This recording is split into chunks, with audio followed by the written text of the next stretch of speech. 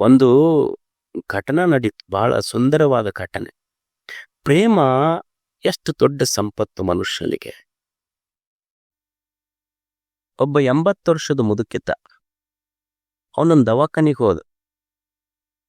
ಹೋಗಿ ಅವನಿಗೆ ಕೈಗೆ ಏನೋ ಒಂದು ಗಾಯ ಆಗಿತ್ತು. ವೈದ್ಯರಿಗೆ ಹೇಳ್ದ, ಇಲ್ಲ ನನಗೊಂದು ಗಾಯ ಆಗಿತ್ತು, ಹೊಲಿಗೆ ಹಾಕಿದ್ರಲ್ಲ ಅವು ಹೊಲಿಗೆ ಬಿಚ್ಚ್ರಿ, ನಾನು 9 ಗಂಟೆಗೆ ಹೋಗ್ಬೇಕು ಅರ್ಜೆಂಟ್ ಅಂತ. ಅವ ಡಾಕ್ಟ್ರಿಗೆ ಸಮಯ ಇತ್ತು. ಅವ ಕುರ್ಚಿ ಮೇಲೆ ಕುಂತು ಅವನ ಮಗ್ಗಲ್ ಕುಂದರ್ಸ್ಕೊಂಡು ಅಸಿಸ್ಟೆಂಟಿಗೆ ಹೇಳ್ದ, ಇಲ್ಲ ಮೆಲ್ಕ ಅಜ್ಜನ ಇದು ಬಿಚ್ಚು, ಸ್ಟಿಚಸ್ ಬಿಚ್ಚು, ಗಾಯಕ್ಕೆ ಹೊಲಿಗೆ ಹಾಕಿದ್ವಲ್ಲ ಆ ಹೊಲಿಗೆ ಬಿಚ್ಚು ಅಂತ ಡಾಕ್ಟ್ರು ತಮ್ಮ ಅಸಿಸ್ಟೆಂಟಿಗೆ ಹೇಳಿ ಅಜ್ಜನ ಜೊತೆ ಮಾತಾಡಕತ್ರು. ಎಷ್ಟು ಏಜ್ ಅಜ್ಜ? 80 ವರ್ಷ. ಮತ್ತು ನಾವು 9ಕ್ಕೆ ಅರ್ಜೆಂಟ್ ಹೋಗ್ಬೇಕಂತೆಲ್ಲ, ಎಲ್ಲಿಗೆ ಹೋಗ್ಬೇಕಂತ ಮಾಡಿದ್ ನೀನು? ಇಲ್ಲ ನಾನು ನರ್ಸಿಂಗ್ ಹೋಮ್ಗೆ ಹೋಗ್ಬೇಕಾಗೈತಿ, ಹಾಸ್ಪಿಟಲ್ಗೆ ಹೋಗ್ಬೇಕು, ಇನ್ನೊಂದು ಹಾಸ್ಪಿಟ್ಲಿಗೆ. ಯಾಕೆ ಅಲ್ಲಿಗೆ ಯಾಕೆ ಹೋಗಕತ್ತಿ?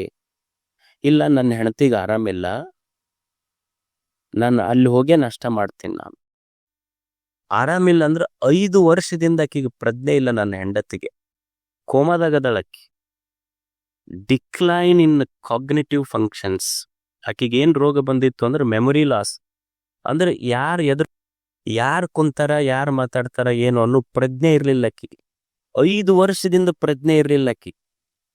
ಅವ ಡಾಕ್ಟ್ರಿಗೆ ಹೇಳ್ದ, ಇಲ್ಲ ನಾನು 9 ಗಂಟೆಗೆ ನನ್ನ ಹೆಂಡತಿ ಹತ್ರ ಹೋಗಿ ಆಕಿ ಜೊತೆನೇ ನಾಷ್ಟ ಮಾಡ್ಬೇಕು ನಾನು ಅಂದ. ಡಾಕ್ಟರ್ ಕುತೂಹಲತಲ್ಲ, ಆ ಮುದುಕಿಗೆ ಪ್ರಜ್ಞೆ ಇಲ್ಲ, ಕೋಮಾದಾಗದಾಳ, ನೀ ಆಕಿ ಮುಂದೆ ಕುಂತು ಹೋಗಿ ನಾಷ್ಟ ಮಾಡ್ತಿ ಅಂತೆಲ್ಲ, ಆಕಿಗೆ ಏನ್ರ ಗೊತ್ತಾಗ್ತೈತೇನು? ಆಕಿಗೇನು ಪ್ರಜ್ಞೆ ಐತೇನು? ನೀ ಬಂದಿದ್ದು ಬಿಟ್ಟಿದ್ದು ಆಕಿಗೆ ಗೊತ್ತಾಗ್ತೈತೇನು? ಅವಾಗ ಅವ ಹೇಳ್ದ, ನೋಡು, ನನ್ನ ಇಡೀ ಆಯುಷ್ಯಗೆ ನನ್ನ ತಂದೆ ತಾಯಿ ಬಿಟ್ಟ ಮೇಲೆ ನನ್ನ ಇಡೀ ಸಂಸಾರದ ಭಾರ ಹೊತ್ತವಳ ಆಕೆ. ತನ್ನ ಜೀವನದ ಎಷ್ಟು ದುಃಖದ ಪ್ರಸಂಗಗಳು ಬಂದರೂ ಸಹಿತ ಅಳುನುಂಗಿ ನಕ್ಕಾಕೆ ಆಕೆ. ಈಗ 5 ವರ್ಷದಿಂದ ಆಕೆಗೆ ಪ್ರಜ್ಞೆ ಇಲ್ಲ. ನಾನು ಆಕಿ ಹತ್ರ ಹೋಗಿ ನಾಷ್ಟ ಮಾಡೋದು ಆಕಿಗೆ ಗೊತ್ತಾಗೋದಿಲ್ಲ. ಆದ್ರೂ ನಾನು ಯಾಕೆ ಹೋಗ್ತೀನಿ ಅಂದ್ರ ಆಕಿ ನನ್ನ ಗಂಡ ಅಂತ ಗುರ್ತಿಡಿಯೋ ಪ್ರಜ್ಞೆ ಆಕಿಗೆ ಇರದಿದ್ರೆ ಏನಾತು, ಆಕಿ ನನ್ನ ಹೆಂಡತಿ ಅನ್ನೋ ಪ್ರಜ್ಞೆ ನನಗೈತಲ್ಲ, ಅದಕ್ಕೆ ನಾವು ಹೋಗ್ಬೇಕಾಗಿತ್ತು. ಆಕೆ ನನ್ನ ಹೆಂಡತಿ ಅನ್ನೋ ಪ್ರಜ್ಞೆ ನನಗೈತಲ್ಲ. ಪ್ರಜ್ಞೆ ಇಲ್ಲದವಳು ನಿಜವಾಗಿ ಪ್ರಜ್ಞಾಹೀನಳಲ್ಲ. ಪ್ರಜ್ಞೆ ಇದ್ದೂ ಸಹಿತ ನನ್ನ ಹೆಂಡತಿ ಮಾಡಿದ ಸೇವೆಯನ್ನು ಗುರುತಿಸುವುದಿಲ್ಲ, ನಾನು ನಿಜವಾದ ಪ್ರಜ್ಞಾಹೀನ. ಎಷ್ಟು ಸಂಬಂಧಗಳು ನೋಡಿ, ನಮ್ಮಲ್ಲಿ ಏನರ ಸ್ವಲ್ಪ ಮುರಿದಿತ್ತು ಅಂದ್ರೆ ಒಗೆದು ಬಿಡ್ರೆ ಕಡೆ ಒಯ್ದಂತಿದ್ವಿ. ಸಂಬಂಧ ಎಷ್ಟು ಗಟ್ಟಿಯಾಗಿರುತ್ತದೆ. ಒಂದು ಪತಿ ಪತ್ನಿ ಅಂದ್ರೆ ಅವು ಸೇವಾ ಮಾಡಿರ್ತಾವ. ಒಂದ್ಸಲ ಗಂಡ್ಮಕ್ಳು ಸಹಿತ ಅವಕ್ಕೆ ಅಂತಿರ್ಬೇಕು, ಒಂದು ಸ್ವಲ್ಪ ಅಡ್ಡಾದ ಕೂಡ್ಲೇನೆ ಇವು ಹೊರಗಿನಿಂದ ಬರ್ತಾನೆ, ಚಂತನ ಮುಕ್ಕೊಂತೇನು ಬರೀ ಅಂತಿರ್ತಾನೋ. ಅವ್ರು ಯಾಕೆ ಸುಮ್ಮನೆ ಇರ್ತಾರೆ? ಎಲ್ಲಿ ಮುಕ್ಕೊಂಡು ನಾನು ನೋಡಿ ಬೆಳಿಗ್ಗೆ ಅದನ್ನ ಮಾಡೀನಿ, ಇದನ್ನ ಮಾಡೀನಿ ಅಂತ ಲಿಸ್ಟ್ ಶುರು ಮಾಡ್ತಾರ ಅವ್ರು. ಅಂದ್ರೆ ಅವಕ್ಕೂ ಏನ್ ಚಲೋ ಮಾಡಿರ್ತಾವಲ್ಲ, ಅಪ್ರಿಸಿಯೇಟ್. ಮನುಷ್ಯ ಒಂದು ಸ್ವಲ್ಪ ಇದನ್ನ ಅಪ್ರಿಸಿಯೇಟ್ ಮಾಡೋದು ಕಲಿಬೇಕು. ಯಾರು ಚಲೋ ಮಾಡಿರ್ತಾರ ಅವ್ರ ಹೆಣ್ಮಕ್ಳು ಇಷ್ಟೆಲ್ಲ ಪಾಪ. ನಿಮಗೆ ಏನಿರ್ತೈತಿ ಅಂದ್ರೆ ಸ್ಯಾಟರ್ಡೆ ಸೂಟಿ ತೊಗೊಂತೀರಿ, ಸಂಡೇ ಸೂಟಿ ತೊಗೊಂತೀರಿ. ಅವಕ್ಕೇನು ಸ್ಯಾಟರ್ಡೆ ಸಂಡೇ ಸೂಟಿ ಇರ್ತೈತೆ? ಅವ್ ಏನಪ್ಪ ಕಂಪ್ನಿ ಹೆಂಗೆ 8 ಅವರ್ಸ್ಗೆ ಒಂದೊಂದು ಶಿಫ್ಟ್ ಇರ್ತೈತೆ. 8 ತಾಸು ಆದ್ಮೇಲೆ ಡ್ಯೂಟಿ ಇಲ್ಲ ಅವ್ರದ್ದು. 24x7 ಕೆಲಸ ಇರ್ತೈತಿ ಪಾಪ ಅವ್ರದ್ದು. ನೀವು ಸ್ವಲ್ಪ ಚಲೋ ಅಂತಿರ್ಬೇಕು. ಅವಕ್ಕೇನು ಶಿಫ್ಟ್ ವೈಸ್ ಕೆಲಸ ಇರೋದಿಲ್ಲ. ಅವ್ರ ಕೆಲಸ ಯಾಕೆ ಮಾಡ್ತಾರ ಅಂದ್ರೆ ಶಿಫ್ಟ್ ಇಲ್ಲ, ನನ್ನ ಗಂಡ ನನ್ನ ಮಕ್ಕಳ ನಮಗೊಂದು ಗಿಫ್ಟ್ ಅಂತ ತಿಳ್ಕೊಂಡು ಕೆಲಸ ಮಾಡ್ತಿರ್ತಾರ. ಅವ್ರಿಗೆ ಒಂದು ಚಲೋ ಅಂತಿರ್ಬೇಕು. ಯಾವಾಗಾರ ಒಮ್ಮೆ ಅವರ ಫೋನ್ ಮಾಡಿ ಕೇಳ್ಬೇಕು ಅಂತ ಯಾಕೆ ಅನ್ಬೇಕು, ಊಟಕ್ಕೆ ಬರ್ರಿ, ಊಟ ಮಾಡಿರಿ. ನೀನು ಒಮ್ಮೆ ಅನ್ಬೇಕಪ್ಪ, ಊಟ ಮಾಡಿ ಇಲ್ಲ, ಊಟ ಮಾಡಿ, ನಾ ಬರೋದು ಲೇಟ್ ಆಗ್ತೈತಿ, ನೀ ಮಾಡಿಲ್ಲ ಅಂತನ್ರಿ ಖುಷಿ ಹಾಕಿರ್ತೈತಿ ಅವಕ್. ಇವಾಗ ಕೇಳೋದಿಲ್ಲ, ಅದಕ್ಕೆ ಇದು ಬರೋದಕ್ಕಿಂತ ಮೊದಲ ಉಂಡು ಕುಂತು ಬಿಡ್ತಾರ ಅವ್ರು. ನೀವು ಫೋನ್ ಮಾಡಿ ನೋಡ್ರಿ, ಇವತ್ತು ಬೇಕಾದ್ರೆ ಪ್ರಯೋಗ ಮಾಡಿ ನೋಡ್ರಿ. ಇಲ್ಲ ನೀವು ಬರೀ ಕೂಡೆ ಉಣ್ಣನಂತಾರ ಅವ್ರು. ಇವು ಅನ್ಲಾರ್ದಕ್ಕೆ ಅವ್ ಕ್ರ್ಯಾಕ್ ಹಾಕೈತಿ ಎಲ್ಲಿ ಅಷ್ಟ ಅವಕ್. ಇದ್ರ ಸಿಟ್ಟು ಅವ್ರು ಏನ್ ಮಾಡ್ತಿರ್ತಾರ ಅಂದ್ರ ಬಾಂಡೆ ಸಾಮಾನ್ ಮೇಲೆ ತಿರ್ಸ್ಕೊಂತಾರ ಅವ್ರು. ಅದಕ್ಕ ನೀವು ನೋಡ್ರಿ, ಪಾತ್ರೆ ಸಾಮಾನು ಸ್ಟೀಲಿನ ಎಲ್ಲ ಡಾಪ್ ಹೋಗಿತಿರ್ತಾರ ತಾಯಂದ್ರ. ಅವ್ರು ಯಾಕೆ ಪಾತ್ರೆ ಸಾಮಾನು ಸ್ಟೀಲಿನ ಸಾಮಾನ್ ಮೇಲೆ ಅಷ್ಟು ಸಿಟ್ಟು ತೀರ್ಸ್ಕೊಂತಿರ್ತಾರ ಅಂದ್ರೆ ಅದ್ರ ಮೇಲೆ ಅವ್ರ ಯಜಮಾನ್ ಹೆಸರು ಹಾಕಿರ್ತಾರ ಅವ್ರು. ಅಂದ್ರ ಅದಕ್ಕೆ ಇಕ್ಕರ್ಸದ್ರ ಇದಕ್ಕೆ ಇಕ್ಕರ್ಸ ಅಷ್ಟು ಸಂತೋಷ ಆಕೈತೆ ಅವಕ್ಕೆ ಹೋಗದ. ಆದ್ರೆ ಅವಕ್ಕೂ ಅನ್ಬೇಕಲ್ಲ ಒಮ್ಮೆ ಚಲೋ ಮಾಡಿ ಅಂತ. ನೀನ್ ಸಂಬಂಧಗಳು ಹೇಳುದು a good wife is a good life ಅಂತ. A good wife is a good life. ಅದಕ್ಕೆ ಮನುಷ್ಯ ಸಂಬಂಧಗಳಿಗೆ ಬೆಲೆ ಕೊಡಬೇಕಾಗ್ತದೆ. ಈ ಜಗತ್ತಿನೊಳಗ ನನಗೆ ಬಡತನ ಯಾಕೆ ಬಂದೈತಿ ಅಂದ್ರ ಈ ನಿಸರ್ಗ, ಭೂಮಿ, ನೀರು, ಗಾಳಿ, ಬೆಳಕ, ಪ್ರೇಮ, ಸಂಬಂಧ ಇವೆಲ್ಲವೂ ಶ್ರೀಮಂತ ಅಂತ ತಿಳ್ಕೊಳ್ಳಾರ್ದಕ್ಕೆ ನನಗೆ ಬಡತನ ಬಂದೈತಿ ಅಷ್ಟೇ ಹೊರತು ನಾನು ನಿಜವಾದ ಬಡವ ಅಲ್ಲ. ಇದು ಗೊತ್ತಿರ್ಬೇಕಂತ. ಈ ಕೈಯೊಳಗೊಬ್ಬ ವಾಚ್ ಕಟ್ಟಿರ್ತಾನ. ಶ್ರೀಮಂತ 3 ಲಕ್ಷದ ಕಟ್ಟಿರ್ಬಹುದು, ಬಡವ 300 ರೂಪಾಯಿದೇ ಕಟ್ಟಿರ್ಬಹುದು. ಕೈಯೊಳಗೆ ಕಟ್ಟಿದ ವಾಚ್ ಏನ್ ಹೇಳ್ತಿರ್ತೈತಿ, ನೀವು ಶ್ರೀಮಂತಿರ್ಬಹುದು, ನೀವು ಬಡವರಿರ್ಬಹುದು, ನಾನು ಸಮಯ ಇಬ್ಬರಿಗೆ ಅಷ್ಟೇ ಹೇಳ್ತೀನಿ ಅಂತ ವಾಚ್ ಹೇಳ್ತಿರ್ತೆ. ಒಬ್ಬ ತಾಯಿ ಶ್ರೀಮಂತ ಇರಬಹುದು, ಒಬ್ಬ ತಾಯಿ ಬಡವಿ ಇರಬಹುದು. ಶ್ರೀಮಂತ ತಾಯಿ ತನ್ನ ಮಗನನ್ನ ಬಂಗಾರದ ತೊಟ್ಟಿಲಲ್ಲಿ ಹಾಕಿ ತೂಗಬಹುದು. ಬಡವಿ ತಾಯಿ ಒಂದು ಜೋಪಡಿ ಒಳಗ ಹರಕ ಸೀರೆಯೊಳಗೆ ತೂಗಬಹುದು. ಆದ್ರ ತಾಯಿಯ ತೊಟ್ಟಿಲು ಶ್ರೀಮಂತ ಇರಬಹುದು, ಈ ತಾಯಿಯ ಜೋಪಡಿ ಬಡತನ ಇರಬಹುದು. ಆದ್ರೆ ಇಬ್ಬರು ತಾಯಿಯ ಎದೆಯೊಳಗಿರುವ ಮಮತೆ ಐತಲ್ಲ, ಅದಕ್ಕೆ ಬಡತನವೂ ಇಲ್ಲ, ಶ್ರೀಮಂತವೂ ಇಲ್ಲ. ಮಮತೆ ಅಷ್ಟು ದೊಡ್ಡದಿದೆ. ಅದಕ್ಕೆ ಮನುಷ್ಯ ಎದೆಯೊಳಗ ಪ್ರೇಮ ಇರಬೇಕು, ಸಂಬಂಧಗಳನ್ನು ಪ್ರೀತಿಸಬೇಕು. ಇದೆಲ್ಲ ಜಗತ್ತ ದೇವ್ರು ಏನು ಮಾಡಿ ಕೊಟ್ಟಾನಲ್ಲ, ಇದು ಎಲ್ಲವೂ ದಿವ್ಯ ಜೀವನ ಅಂತ ತಿಳ್ಕೊಂಡು ಬದುಕಿದ್ರೆ ಅವ ಶ್ರೀಮಂತ ಅಷ್ಟೆ. ಇದೆಲ್ಲ ಐತೆಲ್ಲ, ಇದನ್ನ ಅನುಭವಿಸುವ ಕಲಾ ಬೇಕಷ್ಟೆ ಮನುಷ್ಯ. ಪ್ರಸಾದ ಕಂಡ ಕೊಂಡೊಡೆ ಪ್ರಳಯ ಕಂಡ.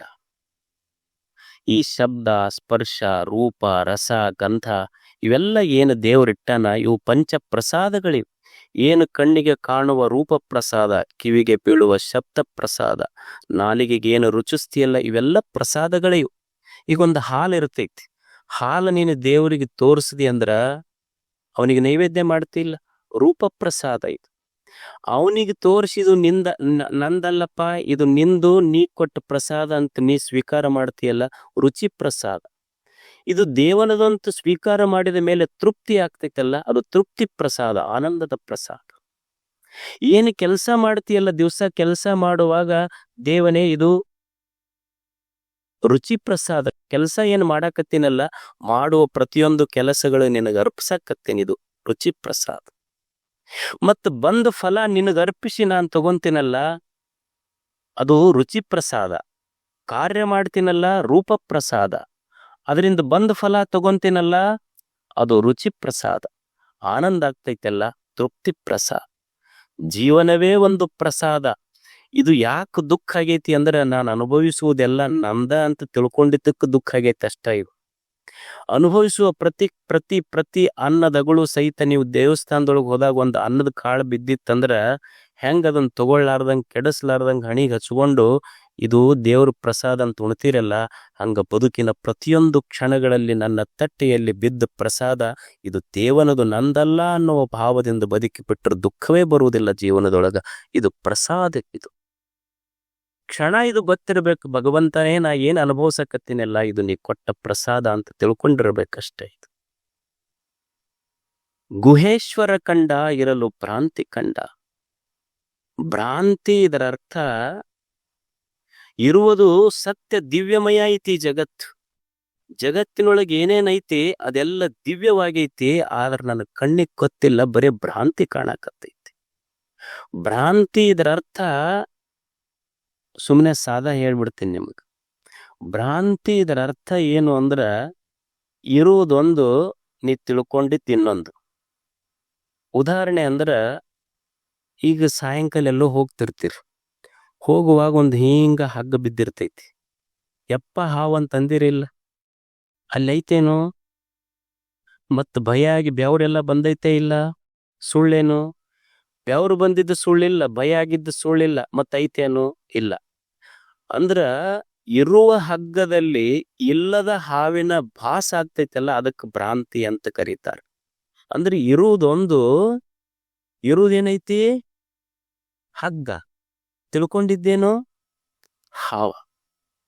ಇಡೀ ಜಗತ್ತಿನ ಕಲ್ಪನೆಯೊಳಗೆ ಏನಾಗೈತಿ, ಯಾಕೆ ದುಃಖ, ಯಾಕೆ ನಮಗೆ ಸಮಸ್ಯೆ ಆಗೈತಿ ಅಂದ್ರ, ಇರುವುದೊಂದು, ನಾವು ತಿಳ್ಕೊಂಡಿದ್ದು ಇನ್ನೊಂದು. ಈಗ ನೀವೆಲ್ಲ ಮೊಬೈಲ್ ಯೂಸ್ ಮಾಡ್ತೀರಿ, ಒಂದು ವ್ಯಾಟ್ಸಪ್ ಒಂದು ಸ್ಟೇಟಸ್ ಒಂದು ಯಾರೋ ವಿಡಿಯೋ ಇಟ್ಟು ಬಿಟ್ಟಿರ್ತಾರೆ ನಿಮಗೆ. ಅವ್ರು ಯಾರು ಏನೋ ಎಂತ ವಿಡಿಯೋ ಗೊತ್ತಿಲ್ಲ, ಇವತ್ತಂದೊಂದು ಕಮೆಂಟ್ ಬರ್ದ್ನ ಅದಕ್ಕೆ ಸತ್ಯ ಗೊತ್ತೈತೆ ನನಗ, ಅದು ಇರೋದೊಂದು, ನಾನು ತಿಳ್ಕೊಂಡು ಬರ್ದಿತ್ತು ಇನ್ನೊಂದು. ಇದು ಭ್ರಾಂತಿ. ಇದು ಯಾರೋ ವಿಡಿಯೋ, ಈಗ ಕ್ರಿಕೆಟ್ ನಡೆದಿರ್ತೈತಿ ಎಲ್ಲಿ, ವಾಂಖೇಡ್ ಸ್ಟೇಡಿಯಂದಾಗ ಒಬ್ರು ಯಾರೋ ಒಂದು ಬಾಲಿಗೆ ಔಟ್ ಆದ್ರು. ಇವ ಇಲ್ಲಿ ಕುಂತೇನ, ಅಲ್ಲಿ ಆಟ ನಡೆದಿದ್ದು ವಾಂಖೇಡ್ ಸ್ಟೇಡಿಯಂನ್ಯಾಗ, ಇವ ಕುಂತಿದ್ದು ಕಬ್ಬಿನ ಪಡದಾಗ. ಇನ್ಕೋ ಖೇಲ ನೈ ಆತ ಅಂತ ಇವನಿಗೆ ಆಡಾಕ್ ಬರೋದಿಲ್ಲ ಅಂತ. So I don't say that your statement is wrong, but you are not eligible to make that statement. ನೀ ಹೇಳಿದ ತಪ್ಪಂತಲ್ಲ, ನಿನಗ ಅರ್ಹತೆ ಇಲ್ಲ ಆ ಸ್ಟೇಟ್ಮೆಂಟ್ ಹೇಳಕ್ಕಂತ. ಯಾಕಂದ್ರ ಒಂದು ಬಾಲ್ ಹಾಕಿದ್ರೆ ಒಂದು ಕಿಲೋಮೀಟರ್ಗೆ ಎಷ್ಟು ಅದು ಪರ್ ಅವರ್ 90 ಸ್ಪೀಡ್ನೊಳಗೆ ಬರ್ತಿರ್ತೈತೆ. 90-100 ಸ್ಪೀಡ್ನೊಳಗೆ ಒಂದು ಬಾಲ್ ಬಂದ್ರೆ ಅವ್ರಿಗೆ 1 ಸೆಕೆಂಡ್ 2 ಸೆಕೆಂಡ್ ಸಹಿತ ಜಡ್ಜ್ ಮಾಡಕ್ ಆಗೋದಿಲ್ಲ. ಇಲ್ಲಿ ಕುಂತಿವ ಖೇಲನೈ ಆತ ಇಸ್ಕೊಂತಿರ್ತ. ಯಾರೋ ಏನೋ ಮಾಡ್ತಾರ, ಯಾರೋ ಒಂದು ಸ್ಟೇಟ್ಮೆಂಟ್ ಹಾಕ್ತಾರ. ಇದು ಎಲ್ಲ ಎಷ್ಟು ಜನರು ಇದಕ್ಕೆ ಬಲಿಯಾಗ್ಯಾರ ಹೇಳ್ರಿ. ಯಾರ್ದೋ ಒಂದು ವಿಡಿಯೋ, ಯಾರ್ದೋ ವ್ಯಾಟ್ಸಪ್ ಫೋಟೋ, ಅದಕ್ಕೆ ನಾವು ಸುಮ್ಮ ಖಾಲಿ ಕುಂತು ಕಮೆಂಟ್ಸ್ ಬರ್ದು ಎಷ್ಟು ಮಂದಿ ಜೀವನ ಹಾಳಾಗಿದೆ ಇದರಿಂದ. ಇದು ಗೊತ್ತಾಗ್ಬೇಕಲ್ಲ ನಮಗ. ಅಂದ್ರ ಮನುಷ್ಯ ಎಷ್ಟು ಕ್ರೂರಿ ಆಗ್ಯಾನಂದ್ರ ಇನ್ನೊಬ್ಬರ ನೋವನ್ನ ಸೆಲೆಬ್ರೇಟ್ ಮಾಡುವಷ್ಟು ವಿಕೃತ ಮನಸ್ಸು ನಮ್ಮದಾಗಿದೆ. ಎಂದೂ ಇನ್ನೊಬ್ಬರ ನೋವನ್ನ ಸೆಲೆಬ್ರೇಟ್ ಮಾಡುವಂಥ, ಆಚರಿಸುವಂಥ ವಿಕೃತ ಮನಸ್ಸುಗಳು ನಮ್ಮದಾಗಬಾರ್ದು. ಗೊತ್ತಿರ್ಬೇಕಲ್ಲ ಸತ್ಯ ಯಾವುದು ಅಂತ. ಈ ವಿಜಯದಶಮಿ ದಿವ್ಸ ಇವ್ರನ್ನ ಸುಡ್ತಾರ ನೋಡು, ಅವ್ರ ಅದು ಇವನ್ನ ಯಾರು ರಾವಣನ ಸುಡ್ತಾರಲ್ಲ. ನಮ್ಮ ಕಡೆ ನಾರ್ತ್ ಕಡೆ ಭಾಳ ಐತದ. ವಿಜಯದಶಮಿ ದಿವಸ ರಾವಣನ ಸುಡ್ತಾರಲ್ಲ, ಅವ ರಾವಣ ಸುಡಾಕತ್ತಿದ್ರು, ಎಲ್ಲರೂ ನಿಂದ್ರಿಸಿದ್ರು ಅದ್ರದ್ದೊಂದು ಮೂರ್ತಿ ಮಾಡಿ. ಅವ ರಾವಣಂದ, ಏನೋ ಯಪ್ಪ ನನಗೆ ವರ್ಷ ಸುಡ್ತೀರಿ, ನಾನು ಸೀತೆ ಕರ್ಕೊಂಡು ಹೋಗಿದ್ದು ಒಂದ್ಸಲ, ಅದು ಅಕ್ಕಿನ ಅಶೋಕವನದಾಗ ಇಟ್ಟಿನಿ, ಮುಟ್ಟಿಲ್ ಸಹಿತ ನಾನು ಒಂದ ಸಲ ಕರ್ಕೊಂಡು ಹೋಗಿನಿ, ಇನ್ನೂ ಸುಡೋದು ಬಿಡುವಲ್ರಿ ನನಗ. ಆ ಸುಡೋರು ಸುಡ್ರಿ, ಪ್ರಶ್ನೆ ಇಲ್ಲ. ನೀವೇನು ನೆರೆದಿರಲ್ ಜನ ಸುಡ್ರಿ, ನನಗೇನು ಸುಡಬಾಡ್ರಿ ಅಂತಿಲ್ಲ. ನಿಮ್ಮೊಳಗ ಖರೇ ರಾಮ್ ಅನ್ನೋರು ಯಾರದ್ರಿ, ಅವ್ರು ಎದ್ದು ಬಂದು ಸುಡ್ರಿ ನನಗ.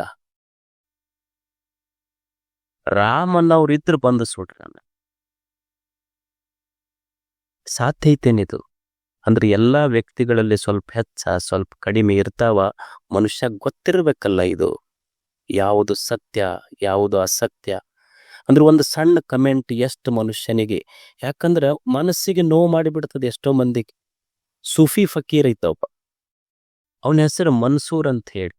ಅವ್ರ ಗುರುಗಳು ಜುನೈದ ಅಂತ. ಅವ್ರ ಹೆಸರೇನು ಮನ್ಸೂರ್, ಅವ್ರ ಗುರುಗಳ ಹೆಸರು ಜುನೈದ. ಅವರು ಸೂಫಿಗಳು ಬಹಳ ದಿಲ್ದಾರ್ ಮನುಷ್ಯರು. ಅವ ಏನೋ ಒಂದು ಸ್ಟೇಟ್ಮೆಂಟ್ ಮಾಡ್ತಾ ಅದು ಧರ್ಮಕ್ಕೆ ವಿರುದ್ಧ ಆಗ್ತೈತೆ ಅಂತ ಹೇಳಿ ಅಲ್ಲಿಯ ರಾಜ ಅವನಿಗೊಂದು ಶಿಕ್ಷೆ ಕೊಟ್ಟ. ಗುರುಗಳು ಹೇಳಿದ್ರು, ಏನು ಹೇಳಕ್ ಹೋಗ್ಬೇಡ, ಸುಮ್ಮನೆ ತಿಳಿದಿಯಲ್ಲ, ಸುಮ್ಮನೆ ಇರು ಅಂತ ಹೇಳ್ತಿದ್ರು. ಜುನೈದ್ ಕೇಳ್ತಿದ್ದಿಲ್ಲ. ನನ್ನ ಸತ್ಯ ಏನು ಇದೊಳಗೆ ಬಂದೈತಿ ಅದು ನಾಲಿಗೆ ಮೇಲಿಂದ ಹೇಳವನ ನಾನಂತ ಹೇಳ್ತಿದ್ದ ಮನ್ಸೂರ್. ಗುರುಗಳು ಹೇಳಿದ್ರು ಕೇಳಿಲ್ಲ. ಅವನಿಗೆ ಏನಾಯ್ತು ಅಂದ್ರೆ ಶಿಕ್ಷೆ ಆಯ್ತು. ಏನ್ ಶಿಕ್ಷೆ ಆಯ್ತು ಅಂದ್ರೆ ಅವನಿಗೆ ಕಲ್ ತೊಗೊಂಡು ಹೊಡ್ಕೊಂತ, ಊರಾಗಿಂದ ಕಲ್ ತೊಗೊಂಡು ಹೊಡ್ಕೊಂತ ಅವನಿಗೆ ಹೋಗಿ ಗಲ್ಲು ಶಿಕ್ಷೆ ಆಗ್ಬೇಕು ಅಂತ ಮನ್ಸೂರ್ಗ್. ಅವನಿಗೆಲ್ಲರೂ ಕಲ್ ತೊಗೊಂಡು ಹೋಗ್ಯಾಕತ್ತಿದ್ರು. ಜನ ಕಲ್ ತೊಗೊಂಡು ಒಗಿತಿದ್ರು, ಫಕೀರ ಸಂತ ಮನ್ಸೂರ್ ನಗುತ್ತಿದ್ದ. ಎಲ್ಲರೂ ಕಲ್ ತೊಗೊಂಡು ಒಗಿತಿದ್ರು, ಈತ ನಗುತ್ತಿದ್ದ. ಗುರುಗಳು ನೋಡಿದ್ರು, ಮತ್ತೆ ಎಲ್ಲರೂ ಒಗ್ಯಾಕತ್ತಾರಲ್ಲಪ್ಪ, ನಾನು ಬಿಟ್ಟಿನಿ ಅಂತ ತಿಳ್ಕೊಂಡು, ಊರನ ಮಂದಿ ಅಂದಾರ ಅಂತ ತಿಳ್ಕೊಂಡು ಕಲ್ಲು ಒಗಿಬಾರ್ದಂತ ಹೂವ ಒಗದ್ರೆ 2. ಮನ್ಸೂರ್ ಅಳಕ್ ಶುರು ಮಾಡದ. ಜನರು ಕಲ್ಲು ಒಗಿತಿದ್ರು, ಕಲ್ಲು ಒಗದಾಗ ಮನ್ಸೂರ್ ನಗುತ್ತಿದ್ದ. ಗುರುಗಳು 2 ಹೂವ ಒಗದಿದ್ರು, ಅಳಕ್ ಶುರು ಮಾಡದ. ಅಲ್ಲಿದ್ದವ್ರೊಬ್ರು ಕೇಳಿದ್ರ ಅವನಿಗೆ ಮನ್ಸೂರ್, ಅಲ್ಲ ಇಡೀ ಊರನ್ ಜನ ನಿನಗ್ ಕಲ್ಲು ಒಗ್ಯಾಕತ್ತಾರ, ಅವಾಗ ನಗತಿದ್ದಿ, ಸುಮ್ಮನೆ ಒಬ್ಬ ಸಂತ ಗುರು ನಿನಗೆ 2 ಹೂವ ಹಿಂಗ್ ಕಾಣ್ಲಾರ್ದಂಗ ಒಗದನ, ಅಳಾಕತ್ತಿಯಲ್ಲೋ ಅಂತ. ಊರನ್ ಜನ ಕಲ್ಲು ತೊಗೊಂಡೋಗದಾಗ ಯಾಕೆ ನಕ್ಕಿ? ಗುರುಗಳು 2 ಹೂ ಒಗದ್ರು ಅಳಾಕತ್ತಲ್ಲ. ಊರನ್ ಜನ ಕಲ್ಲು ಒಗದ್ರು ಸಹಿತ ನಾ ಯಾಕೆ ನಗತಿದ್ದೆ ಅಂದ್ರ, ಅವು ತಿಳುವಳಿಕೆ ಇಲ್ಲದ್ದು ಅದಾವ. ತಿಳುವಳಿಕಿಲ್ಲಾರ್ದವ್ರು ಕಲ್ಲು ಒಗದ್ರು ಸಹಿತ ನೋವಾಗೋದಿಲ್ಲ. ತಿಳುವಳಿಕೆ ಇದ್ದವ್ರು ಒಂದು ಹೂವು ಒಗದ್ರು ಸಹಿತ ಮನಸ್ಸಿಗೆ ನೋವಾಗ್ತೈತಿ. ಅದಕ್ಕೆ ಅಳಾಕತ್ತೇನೆ ನಾನು. ತಿಳುವಳಿಕೆ ಇದ್ದವ್ರು ಕಂಪ್ಲೇಂಟ್ ಮಾಡ್ತಾರಲ್ಲ, ತಮ್ಮ ಒಪಿನಿಯನ್ಸ್ ಬರೀತಾರಲ್ಲ, ಮನಸ್ಸಿಗೆ ನೋವಾಗ್ತದೆ. ಅದಕ್ಕೆ ಸತ್ಯ ಅನ್ನೋದೇನಿದೆ, ಸತ್ಯ ಅದು ಗೊತ್ತಿರಬೇಕಾಗ್ತೈತಿ ಮನುಷ್ಯ. ಸುಮ್ಮನೆ we should never write our opinions. ಅದಕ್ಕೆ ಮೊಬೈಲ್ನೊಳಗೆ ಕಮೆಂಟ್ ಬರೆಯೋದು ಅದೆಲ್ಲ ಮಾಡ್ತೀವಿಲ್ಲ ನಾವು. ಎಷ್ಟು ವೇಸ್ಟ್ ಆಫ್ ಎ ಟೈಮ್. ಸುಮ್ಮನೆ ಇನ್ನೊಬ್ಬರ ಬಗ್ಗೆ ನಮಗೆ ಗೊತ್ತೈತೇನೋ ಇಲ್ಲ, ಇಲ್ಲದ ವಿಷಯವನ್ನು ನಾವು ಗೊತ್ತಿರುವಂಗೆ ಬರೀತಿರ್ತೀವಿ ನೋಡು. ಒಬ್ರು ಯಾರೋ ಒಂದು ಮನ್ಯಾಗ ಆಕಳ ಕಳು ನಮ್ಮದು ಹೆಂಗಾಗೈತಿ ಅಂದ್ರೆ, ನಮ್ಮ ಈ ಘರ್ಷಣೆಗಳು, ಹೋರಾಟಗಳು, ಸಂಘರ್ಷಗಳು, ಹೊಡೆದಾಟ ಬಡದಾಟ, ಕಮೆಂಟ್ಸು ಹೆಂಗಾಗೈತಿ ಅಂದ್ರೆ, ಈಗ ಒಬ್ರು ಒಂದು ಮನೇನ ಆಕಳ ಕಳು ಮಾಡಿದ್ರು. ನಮ್ಮ 4 ಮಂದಿ ಕಾಡ್ರು ರಾತ್ರಿ ಕಳು ಮಾಡ್ಕೊಂಡು ಹೋದ್ರಂತ. ಬಟ್ ಕಳತನ ಅವ್ರು ಭಾಳ ಜಾಂಡ್ರಿತ್ರು, ಅಂದ್ರೆ ಪ್ರಾಕ್ಟೀಸ್ ಭಾಳ ಇತ್ತು ಅವ್ರಿಗೆ. ಅವ್ರು ಏನು ಮಾಡಿದ್ರು ಅಂದ್ರೆ, ಆಕಳ ಕಳು ಮಾಡ್ಕೊಂಡು ಹೋದ್ರು. ಅವ್ರ ಮಂದಿ ಬೆನ್ನು ಹತ್ತಿದ್ರು ಹಿಂದೆ ಮನೆಯವರು. ಒಂದು ಸರ್ಕಲ್ಗೆ ಹೋದ ಕೂಡಲೇ 4 ಮಂದಿ ಇದ್ರಲ್ಲ, 2 ಆಕಳ ಹೊಡ್ಕೊಂಡು ಒಂದ್ ದಾರಿಗೆ ಹೋದ್ರು, 2 ಆಕಳ ಕೊಳ್ಳನ ಗಂಟಿ ಬಿಚ್ಕೊಂಡು ಇನ್ನೊಂದ್ ದಾರಿಗೆ ಓಡಿದ್ರು. ಅವ್ರ ಮನೆಯವ್ರು ಬಂದ್ರಲ್ಲ, ಆಕಳ ಕಡೆ ಓಡ್ಲಿಲ್ಲ, ಗಂಟಿ ಶಬ್ದದ ಕಡೆ ಓಡಾಕತ್ರು. ಹಂಗ ನಾವ್ ಯಾಕಡೆ ಓಡಾಕತ್ತೀವಿ ಅಂದ್ರೆ, ಸತ್ಯ ಅನ್ನೋ ಆಕಳನ್ನು ಬಿಟ್ಟಿವಿ, ಅದು ಯಾಕಡೆ ಹೋಗೈತೆ ಅನ್ನ. ಬರೇ ಗಂಟಿ ಶಬ್ದಕ್ಕೆಲ್ಲ ಬಡಿದಾಡಕತ್ತಂಗ ನಮ್ಮ ಹೋರಾಟಗಳು, ಸಂಘರ್ಷಗಳು ನಡೆದಾವ. ಸತ್ಯ ಕಾಣುವಲ್ಲ ನಮಗಷ್ಟೇ. ನಮ್ಮ ಹೋರಾಟಗಳೆಲ್ಲ ಗಂಟಿ ಶಬ್ದ ಇದ್ದಂಗ ಅಷ್ಟ. ಅದಕ್ಕೆ ಸತ್ಯ ಗೊತ್ತಾಗಬೇಕಲ್ಲ ಮನುಷ್ಯನಿಗೆ. ಈಗ 4 ಜನ ಕಣ್ಣಿಲ್ಲಾರ್ದವ್ರು ಇದ್ರು. 4 ಜನ ಕಣ್ಣಿಲ್ಲಾರ್ದವ್ರು ಒಂದು ಆನೆಗೆ ಮುಟ್ಟಿದ್ರು. ಆನೆ ಬಾಲ ಹಿಡ್ದೊಬ್ಬವ ಹಗ್ಗಿದ್ದಂಗ ಐತಂದ, ಕಾಲು ಮುಟ್ಟದವ ಕಂಬ್ ಇದ್ದಂಗ ಐತಂದ, ಹಟ್ಟಿ ಮುಟ್ಟದವ ಡ್ರಮ್ ಇದ್ದಂಗ ಐತಂದ, ಕಿವಿ ಮುಟ್ಟದವ ಬಾಳಿ ಎಲಿ ಇದ್ದಂಗ ಐತಂದ. ಅವ್ರು ಹೇಳಿದ್ದು ಸತ್ಯ. ಸುಳ್ಳೇನೋ ಖರೆ, ಖರೆ ಏನು ಸುಳ್ಳ? It is very difficult to say. Partially true, partially false. ಸ್ವಲ್ಪ ಖರೆ ಐತಿ, ಸ್ವಲ್ಪ ಸುಳ್ಳೈತಿ ಅಷ್ಟೆ. ಈಗ ನಾವೊಂದು ಸ್ಟೇಟ್ಮೆಂಟ್ ಮಾಡ್ತೀವಿ, ಏನು ಅಂದ್ರೆ, ಭಾರತದೊಳಗೆ ಬಹಳ ಅಪ್ರಾಮಾಣಿಕರದಾರ ಅಂತ ಒಂದು ಸ್ಟೇಟ್ಮೆಂಟ್ ಮಾಡಿದ್ರ, ಇದು ಖರೆ ಏನು ಸುಳ್ಳೇನು? ಎಲ್ಲೋ ಒಬ್ಬ ಅಧಿಕಾರಿ ಪೇಪರ್ನಾಗ ಓದಾಕತ್ತಿದ್ದು ಒಂದು ದಿವ್ಸ, ಅವನ್ ಟೇಬಲ್ ಮೇಲೆ ಬರ್ದಿಟ್ಟಾನಂತ, ದಯವಿಟ್ಟು ನನ್ನ ಆಫೀಸಿಗೆ ಬಂದವರು ಲಂಚ ಕೊಡಬೇಡಿ, ನಾನು ಲಂಚವನ್ನೇ ಸ್ವೀಕರಿಸುವುದಿಲ್ಲ ಅಂತ. It is truth. ಅಂದ್ರೆ ಸ್ವಲ್ಪ ಖರೆ, ತೋಳಾರ್ದವ್ರು ಇಲ್ಲೇನು ಅದಾರ. ಅಂದ್ರೆ ಸ್ವಲ್ಪ ಖರೆ, ಸ್ವಲ್ಪ ಸುಳ್ಳ. ಈಗ ನಾನು ಹೇಳ್ದೆ, ನೀವು ಇಲ್ಲೆಲ್ಲ ಕುಂತವ್ರು, ನೀವು ಬೆಳಿಗ್ಗೆ ಪಾದಯಾತ್ರಕ್ಕೆ ಬರ್ತೀರಿ, ಸಾಯಂಕಾಲ ಪ್ರವಚನಕ್ಕೆ ಬರ್ತೀರಿ, ನೀವು ಬಹಳ ಒಳ್ಳೆಯವರು ಅಂತ ನಾ ಹೇಳಿದೆ. ಆದ್ರೆ ಪಾದಯಾತ್ರೆ ಪ್ರವಚನ ಮುಗಿದ ಮೇಲೆ I can't say, very difficult to say. ಅಂದ್ರೆ ಯಾವುದು ಖರೆ ಯಾವುದು ಸುಳ್ಳ ಅಂತ ಹೇಳೋದು ಬಹಳ ಕಷ್ಟ ಐತೆ ಅಷ್ಟೇ. ಇಲ್ಲ, ಯಾವುದು ಸತ್ಯ ಯಾವುದು ಅಸತ್ಯ ಅಂತ ಹೇಳೋದು ತುಂಬಾ ಕಷ್ಟ ಆಗ್ತದೆ. ಒಂದು ಕಪಲ್, ಒಂದು ಜೋಡಿ ಇತ್ತು, ಗಂಡ ಹೆಂಡತಿ. ಆ ಹೆಂಡತಿ ಮದುವೆ ಆಗಿತ್ತು. ಹೆಂಡತಿ ಗಂಡಕ್ಕೆ ಪ್ರಶ್ನೆ ಮಾಡ್ಲಂತ, ಮದುವೆ ಆದ ಒಂದು 2-3 ವರ್ಷ ಆಗಿತ್ತು. ಆಕಿ ಒಂದ್ ದಿವ್ಸ ಪ್ರಶ್ನೆ ಮಾಡ್ಲಂತ ಗಂಡಗ, ಅಲ್ಲ ನನಗೆ ಯಾವಾಗ ಎಂಗೇಜ್ಮೆಂಟ್ ಆಗಿತ್ತಲ್ಲ, ಎಂಗೇಜ್ಮೆಂಟ್ ಆದ್ಮೇಲೆ ನೀವು ನನ್ನ ಬರ್ತ್ಡೇ ಗಿಫ್ಟ್ ತಂದು ಕೊಡ್ತಿದ್ರು, ಹೋಟೆಲಿಗೆ ಕರ್ಕೊಂಡು ಹೋಗ್ತಿದ್ರಿ, ರೆಸ್ಟೋರೆಂಟಿಗೆ ಕರ್ಕೊಂಡು ಹೋಗ್ತಿದ್ರಿ, ಗಾಡಿ ಮೇಲೆ ಕುಂದಿರ್ಸ್ಕೊಂಡು ಗಾರ್ಡನಿಗೆ ಕರ್ಕೊಂಡು ಹೋಗ್ತಿದ್ರಿ. ಈಗ ಮದುವೆ ಆದ್ಮೇಲೆ ಒಮ್ಮೆರೆ ಒಂದರ ಗಿಫ್ಟ್ ಕೊಟ್ರಿ ಅಂತ ನೀವು. ಅವಾಗ ಅವ ಯಜಮಾನಂದ, ಹುಚ್ಚಿ, ಪ್ರಚಾರ ಎಲೆಕ್ಷನ್ಗಿಂತ ಮೊದಲು ಇರ್ತೈತಿ.